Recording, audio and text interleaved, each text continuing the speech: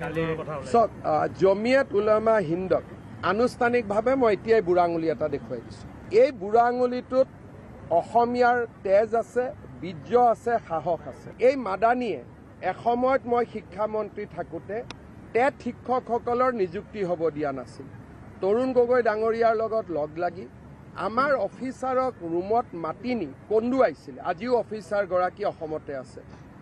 আজি আকৌ তেওঁলোকে কৈছে যে অসমৰ মুখ্যমন্ত্ৰীয়ে ৰিজাইন দিব লাগে, বৰখাস্ত হ'ব লাগে, তাৰ সিদ্ধান্ত অসমৰ মানুহে কৰিব, মাদানীয়ে কৰিব নোৱাৰে। মই পালেতো মাদানীকো বাংলাদেশত পঠাই দিম। এই যোৱা উচ্ছেদ অভিযানৰ পিছত আধাৰ কাৰ্ড বন্ধ কৰাৰ খবৰ পাই এই চক্ৰান্তবিলাক আজি গা কৰি উঠিছে।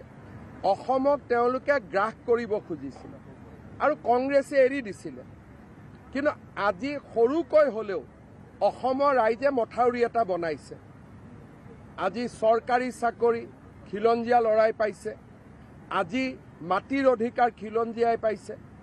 উচ্ছেদ যোন উচ্ছেদ হ'ব লাগে সি উচ্ছেদ হৈছে। য'ত আধাৰ যোনে পাব লাগে পাইছে, নাপাবলগীয়াই পোৱা নাই। বাংলাদেশী চিনাক্ত হ'লে আগৰ দৰে কোৰ্ট ডিটেনশ্যন কেম্প নহয়, পোনে পোনে পাৰ কৰাই দিছোঁ। এই কথাবিলাকৰ কাৰণে স্বাভাৱিকভাৱে তেওঁলোক নাৰাজ হ'ব। মোৰ কোনো আপত্তি নাই। জামিয়াত উলেমা হিন্দক মই মোৰ বুঢ়া আঙুলিৰ লগতো তুলনা নকৰোঁ।